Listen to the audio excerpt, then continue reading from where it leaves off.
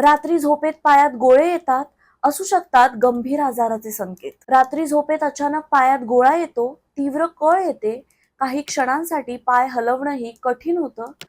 हा त्रास अनेकांना होतो, पण मंडळी त्याकडे दुर्लक्ष करू नका. मंडळी, रात्री पायात गोळा येण्याला वैद्यकीय भाषेत नॉक्टर्नल लेग क्रॅम्प्स म्हटलं जातं. झोपेत असताना पायाचे स्नायू अचानक आणि तीव्रपणे आकुंचन पावतात आणि काही सेकंद किंवा काही मिनिटांसाठी तीव्र वेदना होतात.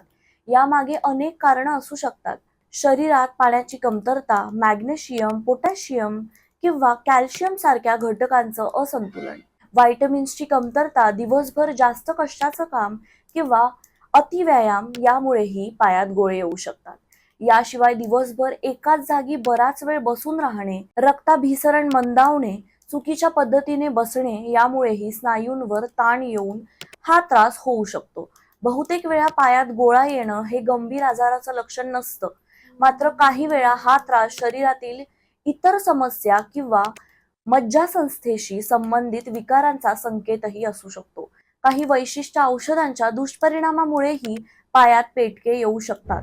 म्हणूनच हा त्रास वारंवार होत असेल तर स्वतःहून वेदनाशमक औषधं घेण्यापेक्षा डॉक्टरांचा सल्ला घेणं महत्त्वाचं आहे.